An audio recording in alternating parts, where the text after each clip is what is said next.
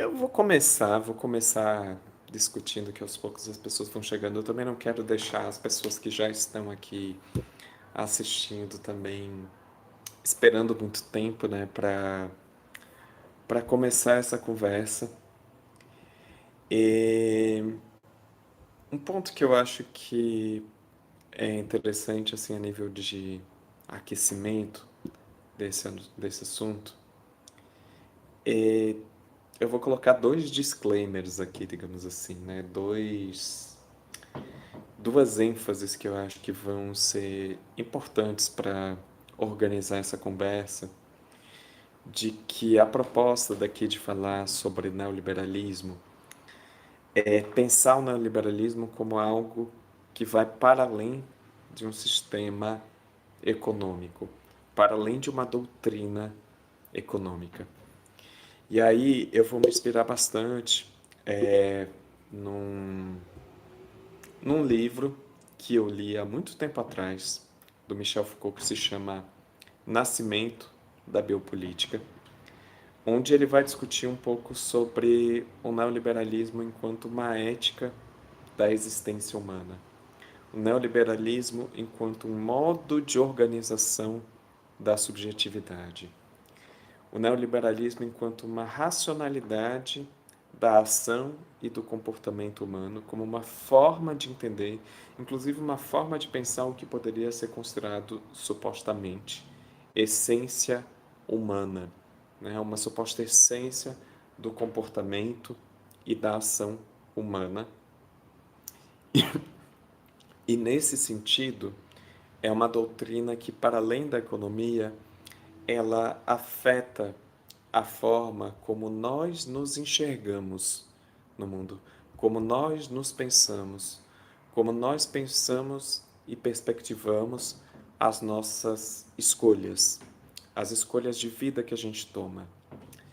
E, e aí um outro disclaimer que eu também queria fazer é pensar também o conceito do erótico a partir de uma autora que eu sou absolutamente apaixonada, que é Audre Lorde, a partir de um texto dela que mudou muito a minha vida quando eu tinha 23 anos de idade. Eu li esse texto que se chama Usos do Erótico. E esse texto ele me atravessou assim em diversas camadas, tanto no processo de me pensar enquanto uma mulher trans. Eu acho que esse texto ele foi muito fundamental para isso. E talvez um dia eu grave um vídeo falando só sobre isso, falando só sobre a importância do erótico no processo de me autocompreender enquanto uma mulher trans, sobretudo na minha perspectiva enquanto uma mulher trans lésbica. E é importante, né, e aí a parte do disclaimer que eu gostaria de fazer, que o erótico em Audre Lorde, ele vai para além da sexualidade. Ele é algo que transborda a própria sexualidade. Ele tem a ver com processos, né, relações de prazer, de desfrute da relação com o corpo, da conexão com o corpo e de um processo de conexão com o corpo que inclusive vai para além da própria dinâmica do prazer. O erótico, segundo Audre Lorde, ele não tem necessariamente a ver apenas com prazer, ele tem a ver com a dinâmica de inteireza que a gente consegue ter numa atividade que a gente faz. E ele é pensado, portanto, para além da sexualidade. E essa compreensão de que o erótico ele existe para além da sexualidade, ela é muito importante para a gente entender por que essa ética neoliberal pode ser pensada enquanto um processo repressivo do erótico, mas não necessariamente da sexualidade. Porque existe sexualidade, existem diversas manifestações de sexualidade dentro da ética neoliberal. A ética neoliberal, ela não exclui a sexualidade. mas ela esvazia, ela tem um potencial de esvaziar da própria sexualidade o seu sentido erótico. Até aqui, se alguém que estiver me ouvindo estiver presente, estiver conseguindo digitar, vocês estão conseguindo me acompanhar? Está fazendo sentido?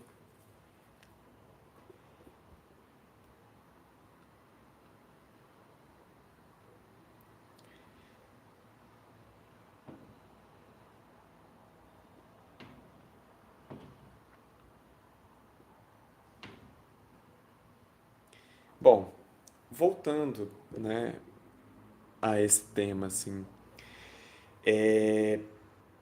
eu vou partir, né, dessa reflexão sobre neoliberalismo, dialogando com dois teóricos, né, que um deles eu já citei, né, que é o Michel Foucault, que tem esse livro Nascimento da Biopolítica, e muito estranhamente, assim, esse livro, você vê o título, você não imagina que ele vai discutir justamente sobre neoliberalismo. É um livro com várias conferências do Foucault, mas ele vai justamente pensar o neoliberalismo a partir dessa perspectiva de uma racionalidade governamental neoliberal, né?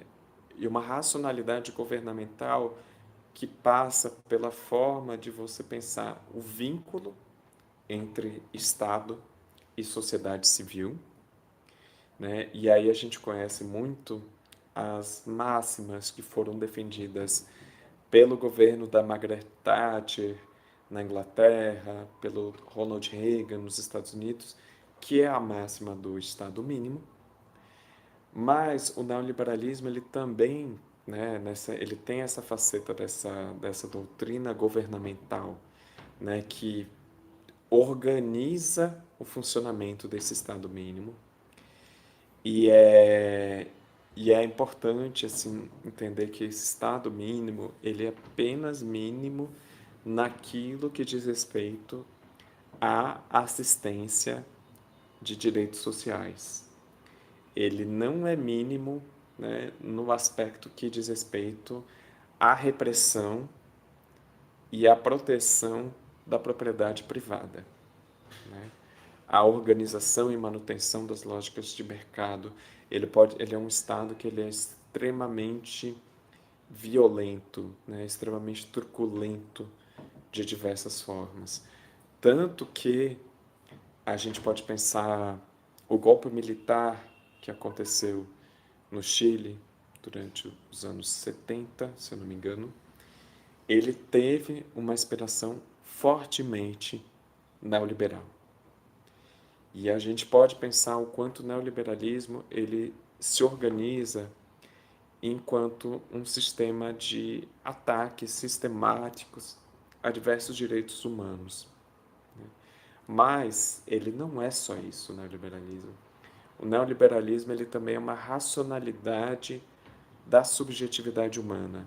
Ele é uma racionalidade que diz sobre como nós, pessoas, devemos, né, nos pensar enquanto existências no mundo a partir de uma perspectiva hiper individualizada, hiper individualista, que defende ao extremo uma ideia de liberdade humana e a partir de uma racionalidade que pensa a existência humana enquanto capital, né? Ele radicaliza, né? O neoliberalismo é uma doutrina que radicaliza, ele se radicaliza na ideia do capital humano, na ideia de pensar cada indivíduo, cada sujeito, enquanto uma unidade empresarial, né? Você, empresário de você mesmo. E a pensar todas as suas esferas da vida, todas as esferas da vida, como investimentos. Então, por exemplo, qualquer ação que a gente pense, por exemplo, a sua atividade física. né? Eu quero fazer uma atividade física, quero ir para a academia malhar. Isso, dentro dessa doutrina neoliberal, é pensado enquanto não enquanto uma atividade que é um mero desfrute, uma atividade gratuita. É pensado enquanto investimento na sua saúde. É pensado enquanto investimento na construção da sua imagem, né? Qualquer ação, né? E aí o Eribaldo Maia, né, que é um outro autor que eu estou usando como referência, eu acho que eu estou toda hora esquecendo de falar o nome dele, estou falando do Foucault e estou esquecendo de falar do Eribaldo Maia, que é um outro pensador que eu estou tomando como referência e que tem ele lançou um vídeo recentemente no YouTube que eu recomendo muito, que é A Grande Ilusão Neoliberal, como o neoliberalismo colonizou a alma humana. E esse vídeo é muito bom, ele vai pegar outras referências, inclusive, para além do próprio Foucault, o Eribaldo ele vai discutir com os próprios autores do neoliberalismo, para pensar justamente essa construção da subjetividade neoliberal, né? Tem um autor que ele fala que eu não vou lembrar o nome do autor que ele cita, tá, gente? Infelizmente eu vou ficar devendo, mas talvez em próximos vídeos que eu vá fazer, ou talvez se algum dia eu puxar algum curso sobre esse assunto, que eu ainda penso em fazer isso. Tem um autor que ele fala, por exemplo, a teoria da ação humana, né? Eu vejo muitos autores da psicologia, principalmente da psicologia comportamental, reproduzindo essa ideia, inclusive. Essa ideia de que toda ação humana é organizada em maior ou menor grau em torno da possibilidade de obtenção de lucro, né? Então, por exemplo, sei lá, eu, Raíssa, vou para a praia, porque nesse processo de ir para a praia, essa ação, ir para a praia, tende a tentar obter um lucro que é a satisfação de estar com a minha cara no sol, né? A satisfação de escutar o som do mar, né?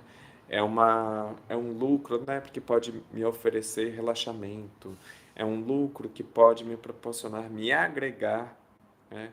Enquanto capital, saúde mental, né?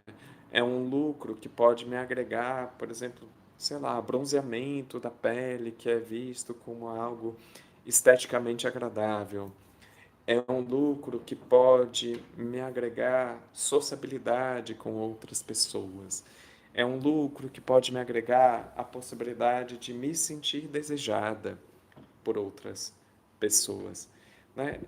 E tudo isso, né, numa dinâmica que envolve cálculo, envolve o risco, né? O Eribaldo desenvolve bastante bem no vídeo dele, essa ideia de que ser um sujeito neoliberal é um sujeito de risco, ser o sujeito do investimento, né?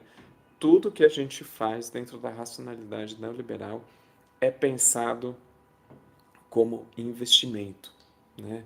Até, por exemplo, eu lembro que o Foucault fala sobre isso no Nascimento da Biopolítica, que cuidado de criança, né? Por exemplo, o tempo que uma mãe passa com a sua criança é pensado na perspectiva neoliberal como investimento afetivo, né? Como investimento na formação pedagógica, né? Na formação emocional daquela criança, né?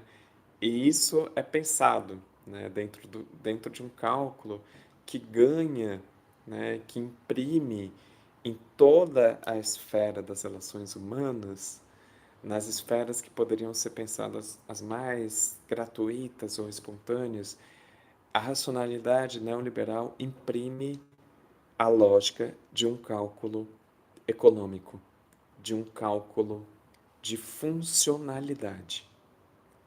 E eu acho que esse é um ponto importante para a gente discutir, né? Porque parece que nessa lógica, né, e essa lógica ela dialoga com todo um sistema que opera pela lógica do Estado mínimo, eu já vou chegar lá sobre como essas duas coisas conversam, né?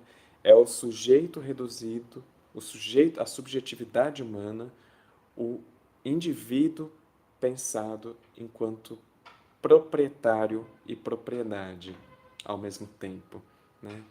Proprietário dessa microempresa que ele mesmo é, proprietário do seu próprio capital humano, né? De um conjunto de capitais humanos que cabe a este indivíduo organizar dentro dessa sociedade que vai sendo resumida enquanto um grande mercado. Tem um filme muito interessante nesse sentido. O filme daquela mesma diretora, acho que chama Celine Song, a diretora. A mesma diretora de Vidas Passadas, o filme se chama Amores Materialistas, que discorre perfeitamente bem sobre essa questão. Exatamente, Júlia, é a questão da liberdade individual, né? É uma forma bastante específica de pensar a liberdade individual, né? Que é você pensar a sua liberdade, né? Mas é a sua liberdade de existir enquanto uma unidade empresarial dentro de um grande mercado, que seria essa sociedade. E o Amores Materialistas ele vai tratar muito bem como essa lógica captura, né, opera dentro do imaginário sobre os afetos. Né? Esse filme ele trabalha, ele desenvolve a personagem que não vou me lembrar o nome dela, tá? Que é uma trabalhadora que trabalha numa empresa que organiza matches, né? É como se essa empresa fosse, é como se ela fosse um Tinder em carne e osso. Eu vi uma outra crítica de cinema falando sobre, usando esse termo, e eu gostei muito, assim. É como se a protagonista fosse um Tinder em carne e osso, né? Que ela registra o perfil de diversas mulheres e ela tenta, através das informações dessas mulheres e dos desejos que elas procuram, ela tenta criar um cálculo, né? E junto com o perfil de diversos homens, né? Ou mulheres, né? Ou homens com homens, né? E aí você tem toda uma diversidade de orientações sexuais que procuram o serviço dela, embora sempre apareça no filme, a imagem do filme é bastante centrada em mulheres, muito mais do que os homens, mas alguns homens também procuram esse serviço, né? Ela tenta fazer um cálculo matemático, né, sobre quais perfis têm mais probabilidade de dar certo com os outros, a partir do seu capital humano, né? A partir das suas características individuais. E aí todas as características, né, de cada mulher, de cada homem, elas são pensadas desde uma perspectiva quantificável, né? Então, a mulher que já passou dos 30 anos, ela perde valor dentro desse sistema de mercado. É, a mulher que não é completamente magra, né, que tem determinados quilos, quanto mais quilos ela tiver, mais ela perde dentro deste valor de mercado. O homem que ele é calvo perde valor no mercado. O homem que tem uma baixa estatura perde valor no mercado, etc, etc. Lógico que, né, existe um atravessamento de gênero, né, que é discutido nesse filme, e você percebe que essa lógica acaba pesando mais sobre mulheres, embora essa lógica atinja homens também. E é isso, né? A própria dinâmica dos afetos vai sendo pensada como esse grande mercado em que a gente se coloca disponível a partir dos investimentos que a gente faz sobre nós mesmas, sobre nós mesmos, sobre nós mesmos, enfim, né? Esse investimento que você faz, né? Você se torna mais atraente no mercado dos afetos a partir da faculdade que você estudou, a partir do que você estudou, a partir do quanto você ganha, do quanto você recebe pelo seu trabalho, né? Então, perceba, né? O seu próprio salário se torna um capital dentro de um mercado afetivo, né? Eh, e a gente pode pensar como essa própria dinâmica do mercado afetivo, ela também funciona dentro de uma dinâmica de mercado financeiro também, em diversos aspectos da nossa vida, né? Mas é isso, tudo vai sendo reduzido. A quantidade de horas que você passa na academia, né, para desenvolver um shape, né, tudo isso se torna investimento necessário para você se tornar um corpo, uma corpa interessante nesse mercado dos afetos. E a própria sexualidade, se a gente for parar para pensar numa dinâmica neoliberal, ela vai sendo reduzida a essa gramática do risco, do lucro, do investimento, né, da ação, né, do que eu posso obter com aquela relação, né? Nossos corpos, né, nessa lógica sexual, são pensados numa perspectiva muito frequentemente associada, né? O próprio prazer sexual pode ser pensado, por exemplo, atrelado ao capital da saúde, ao capital da qualidade de vida, né?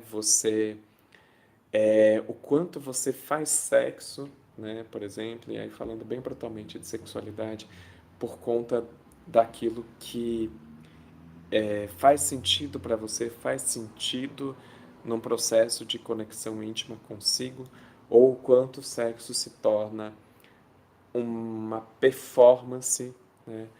Uma imagem a ser construída, né? A imagem sobre aquela pessoa que você pegou, aquela pessoa que você não pegou, a imagem da pessoa que você apresenta ou não apresenta para a família, a imagem da pessoa que você apresenta ou não apresenta para a sociedade, essa sociedade, mercado, né, que se torna fiscalizadora de quão bem estamos manejando ou trabalhando a construção do nosso capital humano, né?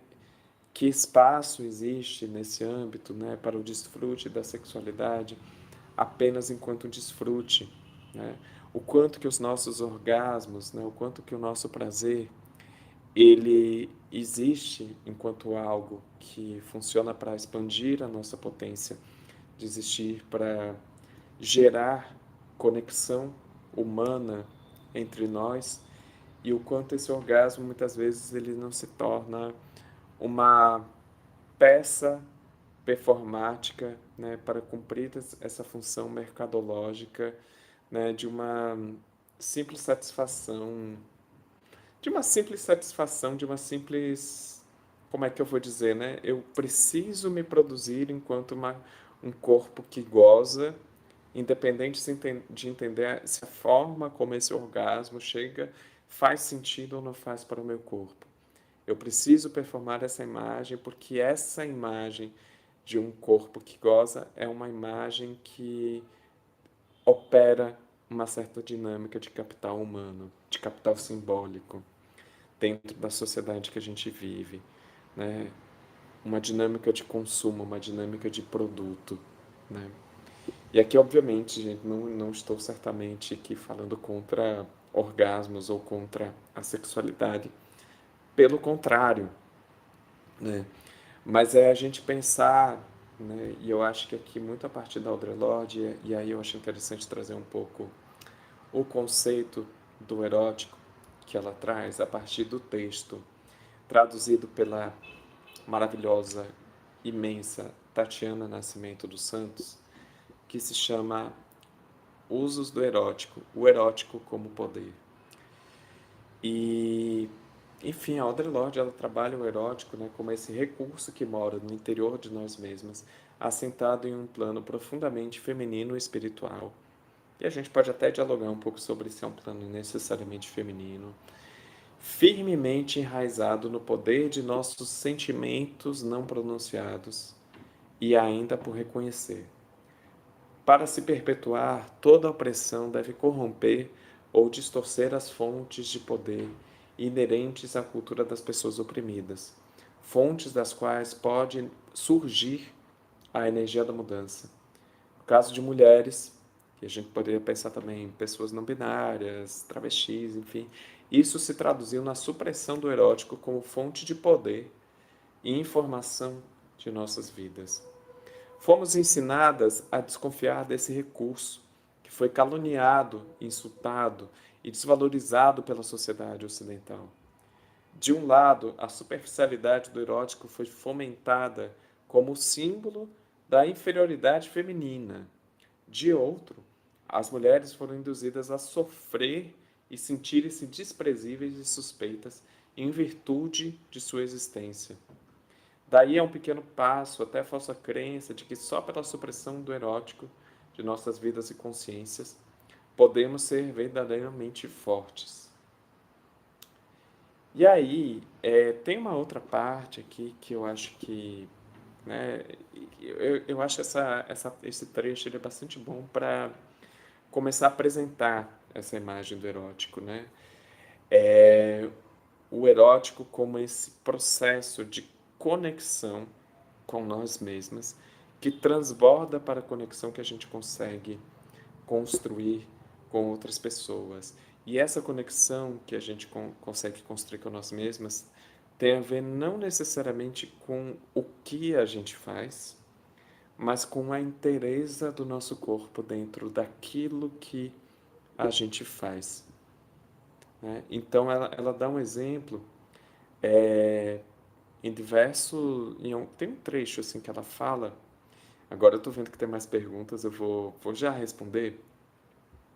Mas tem um trecho que ela fala, por exemplo, eu não vejo diferença entre dançar, né, a noite inteira, né, com uma pessoa querida, ou fazer amor, ou escrever um poema, né? Ela não diz exatamente nessas palavras, né? O erótico ele pode existir em diferentes aspectos da nossa vida. O erótico pode estar presente na energia que a gente coloca no processo de preparar uma comida.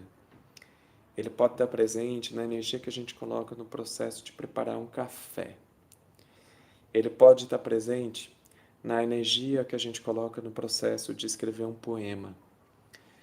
Você pode viver um processo extremamente erótico simplesmente por passar uma tarde conversando com uma pessoa, mesmo sem você tocar na outra pessoa fisicamente. Isso pode ser um processo intensamente erótico. Pode ser erótico mesmo quando não necessariamente se está conversando sobre sexualidade. Esse é um ponto, né? Eu posso passar a tarde conversando com uma pessoa sobre política, sobre poesia, sobre tantas coisas, sobre a vida, contando a minha vida, a minha história de vida para alguém, e isso produzir um processo de conexão erótica entre eu e a outra pessoa. E, e não existe muitas vezes diferença entre isso e você passar a tarde inteira fazendo amor com aquela pessoa, né, de acordo com o Audre Lorde. Lógico, existem diferenças físicas, né, mas não necessariamente uma prática é mais ou menos erótica do que a outra, né? Aliás, né, muitas vezes você pode passar, tem situações, infelizmente, que você pode ter uma transa que é extremamente não erótica com a pessoa. Isso acontece, infelizmente, né? Já aconteceu na minha vida, já deve ter acontecido na vida de tantas pessoas que podem estar me assistindo agora.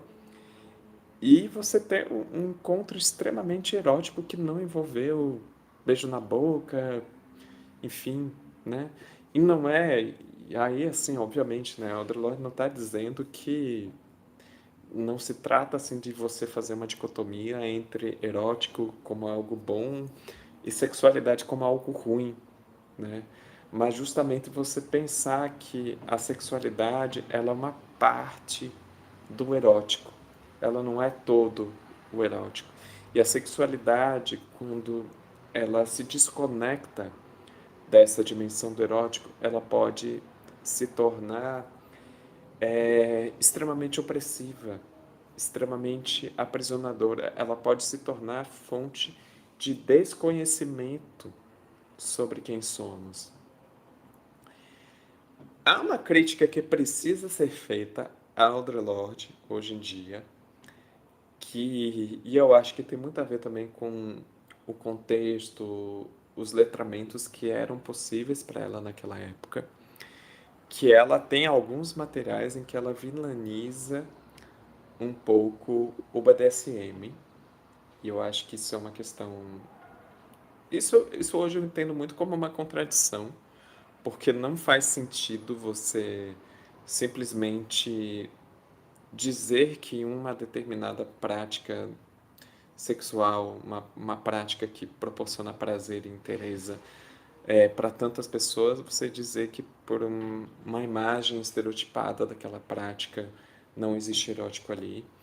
E eu acho que tem uma dicotomia problemática que está presente nesse texto, o uso do erótico, que ela faz entre pornografia e erotismo, né? Que ela diz que a pornografia seria a sexualidade desprovida do erotismo. Eu não acho que toda pornografia é necessariamente isso, né? Eu acho que algumas pornografias sim reproduzem, talvez essa ideia, né? A pornografia mainstream, a pornografia heteronormativa reproduz muito, mas você tem, né, materiais que podem ser lidos como pornográficos que podem sim favorecer processos de conexão profunda consigo e com outras pessoas, né? E aí eu acho, pronto, estou aqui olhando para a pergunta de Júlia, diversas existências contaminadas pelo neoliberalismo. Quais são os caminhos que podemos percorrer para que o neoliberalismo não colonize os nossos desejos? Eu acho que essa pergunta é excelente.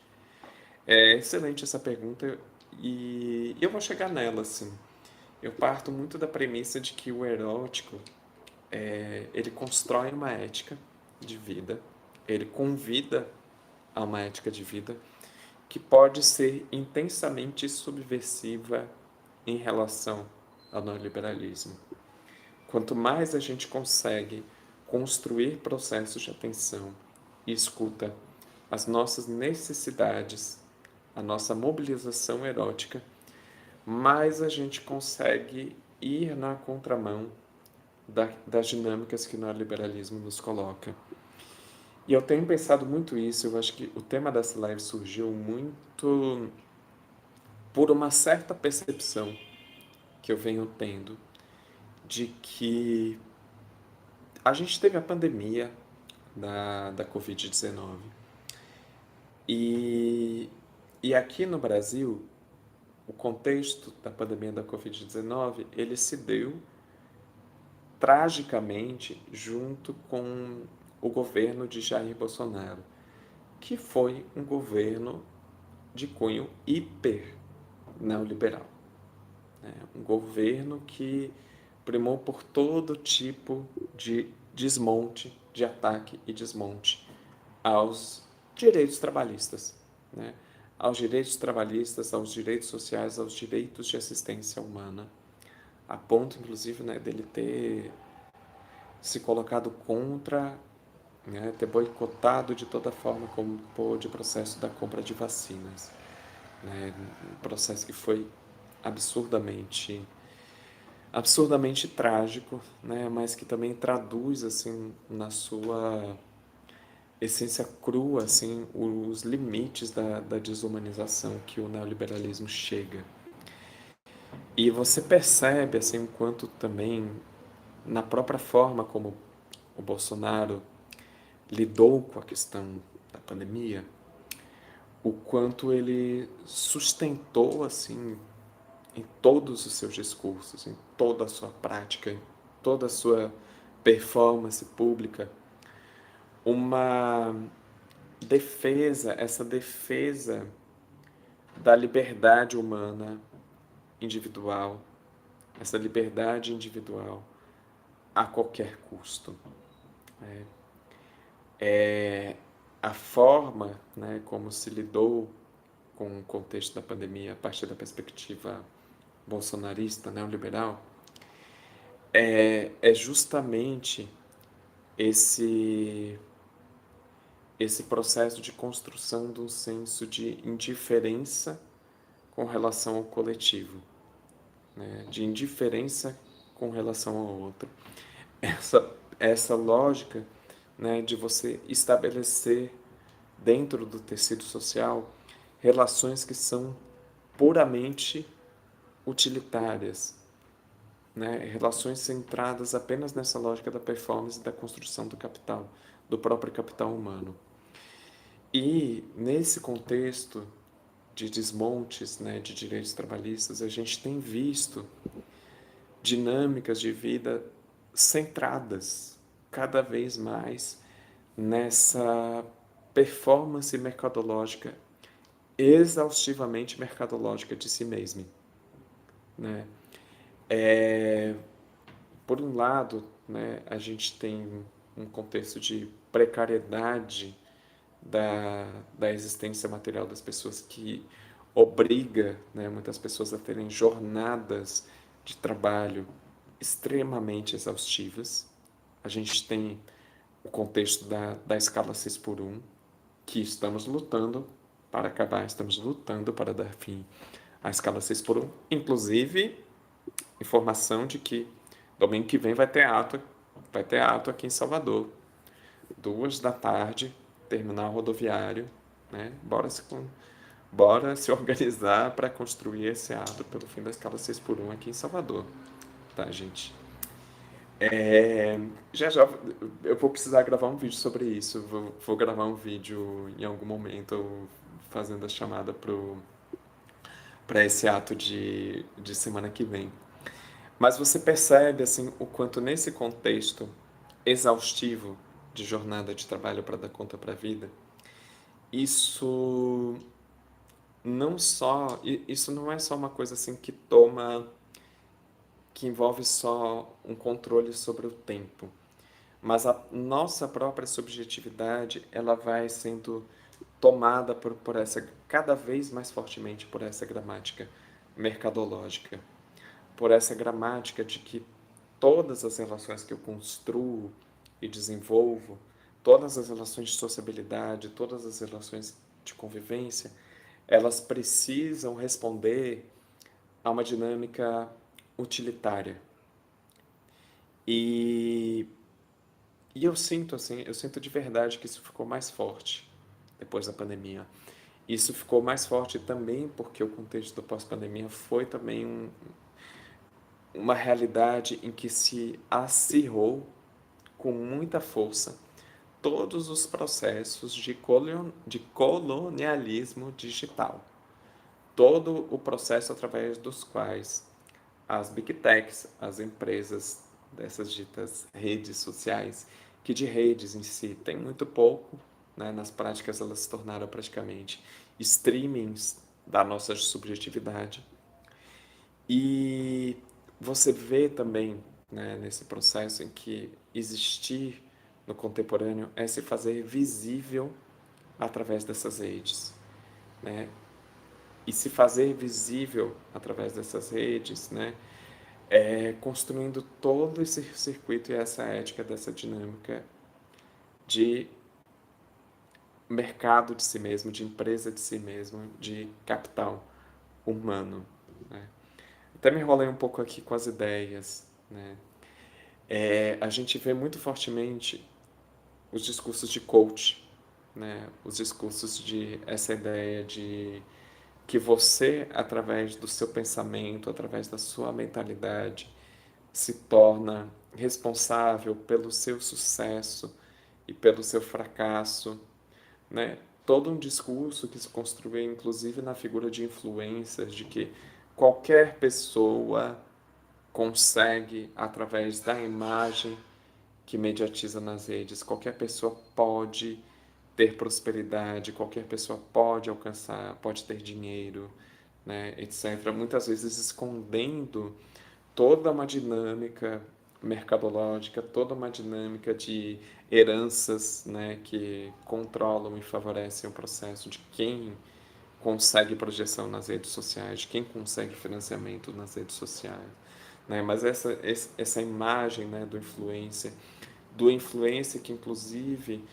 é, torna a própria vida um produto mediatizável, né? Então você vai ver um influencer tornando mercantilizável o tempo que passa na academia, o tempo que passa na balada, o tempo que passa tomando cerveja, o tempo que passa almoçando, o tempo que passa se relacionando com outras pessoas, né? Você tem perfis de casais que são influencers e que o próprio relacionamento se torna um produto mediaticamente consumível pelas redes sociais, né?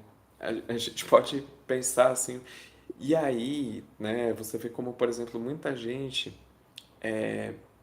começa a encarar, inclusive por conta dessas jornadas de trabalho exaustivas, a própria noção daquilo que a gente faz com o nosso tempo livre vai sendo engolido por essa dinâmica mercadológica, porque você sai de casa, parece que às vezes assim as pessoas saem de casa não para encontrar pessoas, não para conviver com pessoas, mas saem de casa para fazer networking, né? Você sai de casa para fazer contatos nesse grande sistema mercadológico. E as próprias relações eróticas, afetivas que você constrói, muitas vezes começam a girar em torno daquilo que responde a uma imagem mediatizável que você quer construir sobre si. E quando eu digo isso, eu não estou falando isso como um processo necessariamente intencional, né? É isso enquanto uma ética de vida que vai sendo imposta, né? Porque hoje, né, existir publicamente é um processo que envolve responder aos algoritmos das redes sociais, num processo de vigilância e controle cada vez mais pesado. E aí, qual o espaço dentro de tudo isso? Sobra para você encontrar com outra pessoa, para você conviver com outra pessoa, apenas numa lógica de fruição. Um ponto que eu também acho interessante refletir, que eu venho pensando muito nesses dias, é sobre as jornadas de trabalho exaustivas, né? E a gente precisa pensar essas jornadas de trabalho exaustivas não só como um efeito de dinâmicas como, por exemplo, a escala 6 por 1, mas um efeito também da própria pejotização, né? Desse próprio sistema que tenta contratar trabalhadores sob a lógica do MEI, do microempreendedor individual, em que a pessoa precisa trabalhar sem ter direito trabalhista garantido nenhum, né? E num discurso, né, que defende que nesse contexto ela vai ter mais liberdade para gerenciar o seu próprio tempo, o seu próprio negócio.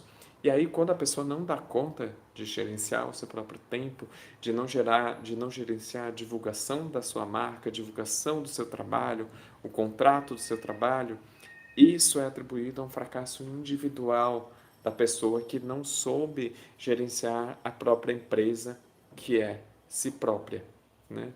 Se a pessoa não consegue ter tempo para cuidar da própria saúde, para cuidar da própria alimentação, isso é um fracasso individual, é um fracasso da gerência dessa pessoa que não consegue gerenciar a empresa que é si própria. Se essa pessoa não tá tendo tempo para sair, para encontrar com amizades, para encontrar afetos, para viver, né? Isso responde a uma má gerência de seu tempo, a uma responsabilidade unicamente sua, né? Uma responsabilidade que pouco ou nada diz respeito a um sistema econômico brutal que suga o sangue de toda a classe trabalhadora e que suga ainda mais quando deixa de tratar o trabalhador enquanto trabalhador e passa a tratar esse trabalhador como se fosse uma microempresa. Essa imagem da microempresa que constrói essa ilusão de que nesse sistema somos todos proprietários, somos todos investidores em alguma medida, porque é isso que essa linguagem do investimento neoliberal coloca. Supostamente todo mundo é proprietário, todo mundo é investidor. Só que essa linguagem ignora, né, que a verdadeira propriedade dos grandes meios de produção, dos meios de produção que produzem roupa, que produzem prédios, que constroem moradias, né, dos que detêm os monopólios, dos que detêm as patentes científicas, dos que detêm a propriedade das terras no nosso país, né, dos que têm direito à terra no nosso país, tudo isso continua nas mãos de 1% da população, das mesmas famílias, né, que colonizaram o nosso Brasil. Né? E aí, né, cria essa ideia de que você é tão proprietário, tão investidor, né, quanto um herdeiro do sistema escravocrata, quanto um milionário, né? E assim, você pode ser proprietário do seu tempo, né? Do seu tempo livre, né? Você é proprietário da possibilidade, né? Da liberdade que você tem, né? De passar fome e de acabar morando na rua, né? Essa propriedade, essa liberdade, você tem garantida. Essa propriedade você tem garantida, né? Mas você não tem propriedade, né, sobre, por exemplo, às vezes sobre uma moradia, né? Às vezes você não tem nem moradia própria. Você não tem propriedade sobre uma fábrica de roupas, né? Sobre o que você vai vestir, sobre como você vai se alimentar, sobre o que você vai comer, né? Esse processo, esses meios de produção, esse processo produtivo a gente não tem nas nossas mãos e a gente luta para ter, né? Comunistas, né? Lutamos para ter a propriedade dos meios de produção, né? E é disso que se trata, né? É disso que se trata o fim do capitalismo, né? O fim do capitalismo se trata do fim da propriedade privada sobre os meios de produção. E isso coloca para jogo, né, é, nessa dinâmica também de jornadas de trabalho extenuantes, a gente vê que, como, por exemplo, se torna muito comum o único espaço que as pessoas conseguem ter para viver relacionamentos, para viver dinâmicas de afeto, muitas vezes ser o próprio espaço do trabalho, né? E isso constrói dinâmicas de convivência e relações extremamente complicadas, porque você não tem tempo para viver, sabe? Você não tem tempo para sair, encontrar e conhecer uma pessoa que não seja do seu trabalho no mundo que a gente vive hoje, né?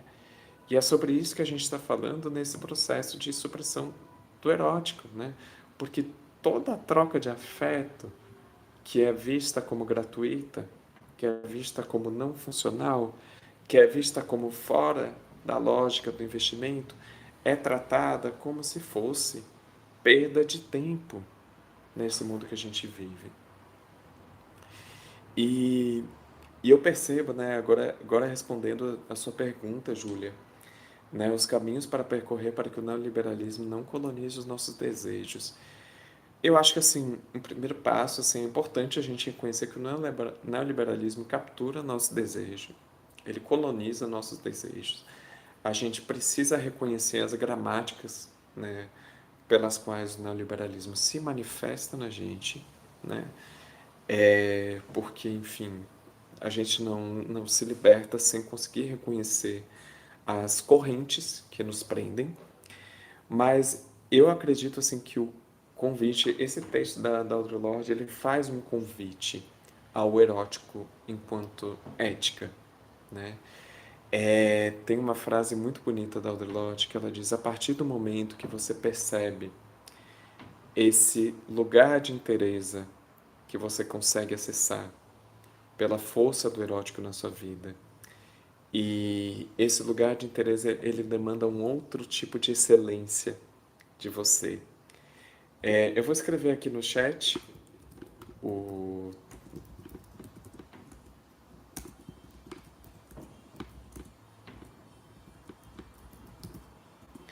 Audre Lorde sem Y. Eu vou até ler essa frase, vou abrir aqui rapidinho. O erótico é um lugar entre a incipiente consciência do nosso próprio ser e o caos de os nossos sentimentos mais fortes. É um senso íntimo de satisfação ao qual, uma vez que o tenhamos vivido, sabemos que podemos almejar. Uma vez tendo vivido a completude dessa profundidade de sentimento e reconhecido seu poder, não podemos, por nossa honra e respeito próprio, exigir menos que isso de nós mesmas. Nunca é fácil demandar o máximo de nós mesmas, de nossas vidas, de nosso trabalho. E aqui eu acho interessante essa frase, assim, porque quando a Audre Lorde fala sobre demandar o máximo de nós mesmas, ela não está falando num sentido produtivista. Ela não está falando nesse sentido da produção capitalista, da acumulação de lucro. É um almejar a excelência nesse sentido da conexão com a nossa completude, com a nossa inteireza. Almejar a excelência é ir além da mediocridade incentivada por nossa sociedade. Mas sucumbir ao medo do sentimento e trabalhar no limite é um luxo que só pode se permitir quem não tem aspirações. E essas pessoas são aquelas que não desejam guiar seus próprios destinos. A demanda íntima pela excelência que aprendemos do erótico não pode ser mal entendida como exigir um impossível, nem de nós mesmas, nem das outras. Tal exigência incapacita todo mundo no processo. O erótico não é sobre o que fazemos, é sobre quão penetrante e inteiramente nós podemos sentir durante o fazer. E uma vez que saibamos o tamanho da nossa capacidade de sentir esse senso de satisfação e realização, podemos então observar qual de nossos afãs vitais nos coloca mais perto dessa plenitude. E eu acho que é isso, sabe? O erótico, assim, muitas vezes, né? Isso é uma ética, né? Isso é uma ética de, de como nos conduzir, né? É uma ética de como nos... Isso constrói um certo sentido de uma autocobrança, né? Mas não é essa autocobrança num sentido punitivista, num sentido de autocastigo. É um outro senso, né, que surge tipo, caralho, isso existe, isso é possível. Se eu consigo viver dessa forma, se eu consigo me conectar com isso, como que eu posso me rebaixar a viver menos do que isso? Né? E nessa ética, né, o erótico ele envolve uma dimensão de mobilização e luta. Né? Se eu preciso, né, garantir espaço para isso na minha vida, eu preciso me organizar com outras pessoas, inclusive, organizar coletivamente, para garantir que esse espaço possa ser possível nas nossas vidas. E quanto mais eu me mobilizo também no processo de luta por essa mobilização do erótico, mais eu estou conectada com essa força. Porque quando eu sigo reproduzindo o cotidiano apenas na chave da resignação, apenas na chave de um cinismo pessimista que aceita a realidade da qual está posta, porque é isso e nada tem como mudar, eu me desconecto da força do meu erótico. O erótico, ele exige uma dinâmica de vida não resignada, uma dinâmica de vida que não se contenta com pouco, uma dinâmica de vida que não se contenta com o medíocre nesse sentido. Né? Se eu estou no processo de vida que está me desconectando de mim mesma, eu preciso construir mobilização para mudar. O erótico, e aí tem um ponto que eu não sei se a Audre Lorde chega a desenvolver nesse texto, não me lembro agora, ou se ela desenvolve em outro, mas o erótico ele também é uma força que ele impulsiona a conexão entre as nossas diferenças. Né? o desfrute do erótico, dessa capacidade de presença inteira, ele permite que eu me conecte com outra pessoa que talvez não viva as mesmas circunstâncias de vida, as mesmas opressões, a mesma realidade que a minha, né? Então, através desse processo de interesse e de conexão, através disso, inclusive, eu consigo entender a importância de me mobilizar para que outra pessoa que viva uma realidade diferente da minha também consiga ter direito a essa inteireza, também consiga viver plenamente o seu erótico. Então, isso é uma ética que ela também organiza muito, ela funciona muito para a gente pensar a nossa própria militância política, né? É uma ética muito importante, né? Audre Lorde escreve esse texto bastante focada no feminismo, no movimento lésbico, no movimento negro, né? Que eram as realidades que atravessavam ela de forma bastante intensa. E eu não me lembro. A Audre Lorde ela também discute a questão do capitalismo, se eu não me engano. Esse ensaio dela está no livro Sister Outsider. Eu li pela primeira vez em inglês, mas acho que em português foi traduzido para. Deixa eu ver aqui rapidinho a tradução desse livro em português, que eu não quero.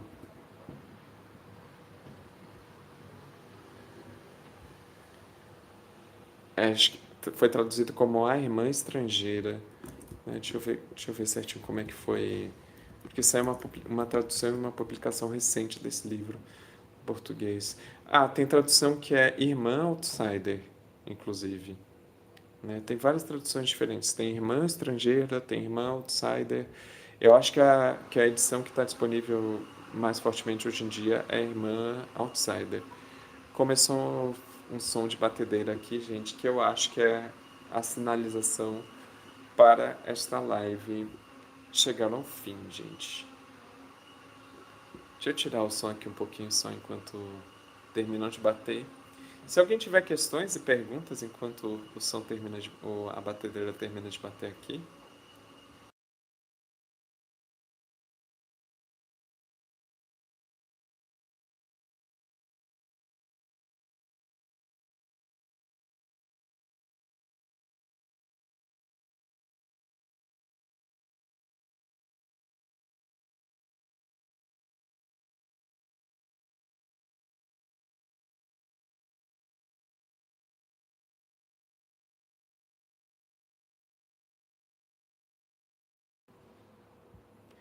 Foi, terminaram.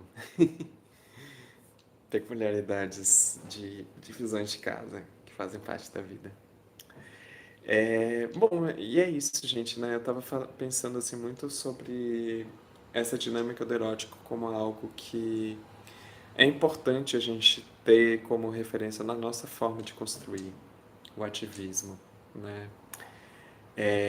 Eu acho que é importante, né, a gente, enquanto ativistas, a gente pensar o quanto as atividades que a gente está construindo, elas também conseguem, em alguma medida, ampliar a nossa potência de existir, consegue ampliar esse senso de conexão com o nosso corpo, de conexão com nossos afetos, com as nossas emoções, para que as atividades, né, ativistas elas não sejam um campo também de desconexão com nós mesmas, né? Porque quando a gente está desconectada da gente, a gente está desconectada também das pessoas com quem a gente se relaciona.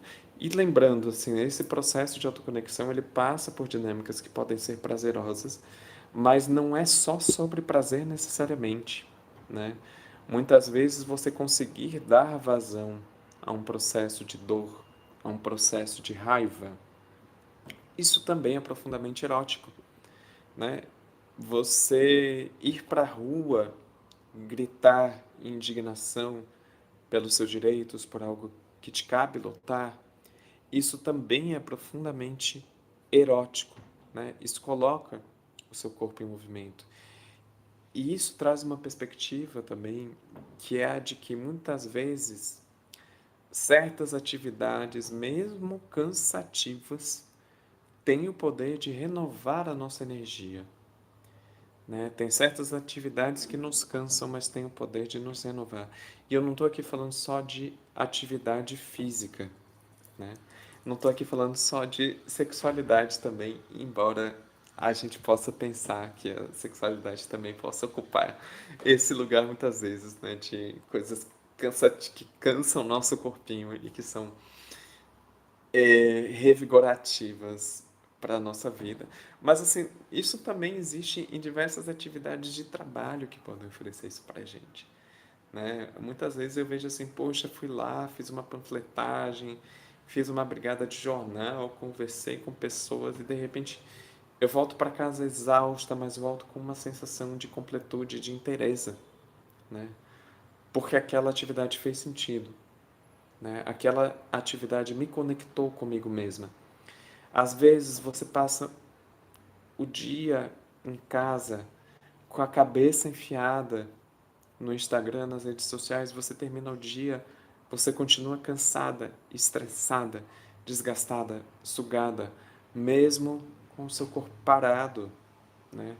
E eu acho que essa é uma dinâmica que é muito importante a gente ter sobre como a gente organiza o nosso tempo de atividade e descanso no neoliberalismo, né? Porque de fato, às vezes é muito recorrente, né? Poxa, sair de uma jornada de trabalho, tudo que eu vou fazer, tudo que eu quero agora é parar. Tudo que eu quero agora é abrir rede social, é ver uma série. E às vezes aquilo que você está fazendo nesse processo não necessariamente é algo que está te produzindo conexão contigo mesma, que está te possibilitando descansar.